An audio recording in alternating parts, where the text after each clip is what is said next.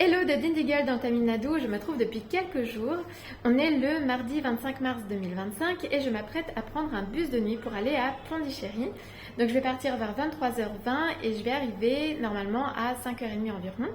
C'est la première fois que je prends un bus de nuit, mais je me suis dit que ça me permettrait de gagner du temps. En fait, je pensais rester quelques jours de plus à Dindigul et en fait, j'ai reçu le message aujourd'hui de partir.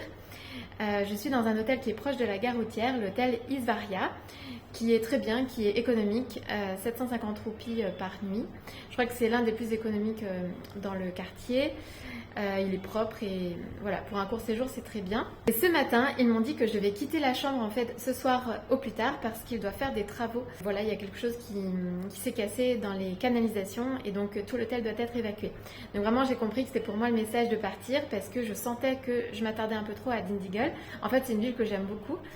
Il y a des choses à voir, des temples, des églises, etc. Puis je me suis fait des amis, donc c'est chouette. Et en fait, quand on m'a dit ça, là j'ai compris que je devais partir. Donc j'ai eu l'idée du bus de nuit. Et en fait, tout s'enchaîne super bien. Je reçois tous les messages et toute l'aide dont j'ai besoin. Donc c'est vraiment merveilleux. En fait, c'est ça, quand on suit son âme, on reçoit vraiment les messages. On est guidé pas à pas et le chemin se dévoile au fur et à mesure de nos pas. Donc c'est vrai que ça peut faire peur au mental, l'inconnu. Mais en fait, tout est super fluide et ça se passe vraiment au mieux.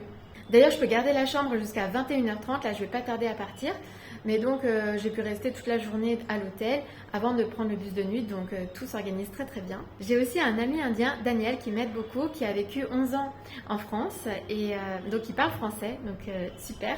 Je l'ai rencontré samedi dernier dans un restaurant.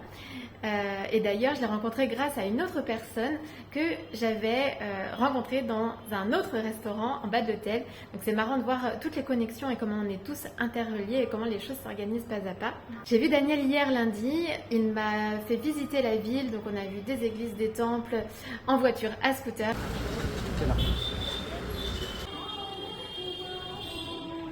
Il m'a présenté à sa famille. Ça a été vraiment super. Aujourd'hui, il m'a invité à déjeuner. Je lui avais dit que là, je manquais un peu de protéines, je voulais manger des œufs. Et en fait, il m'a fait un super repas avec des œufs brouillés, enfin vraiment un repas de fête avec sa mère, donc vraiment adorable. Il m'a aidé à réserver le bus de nuit. D'ailleurs, le bus coûte 735 roupies.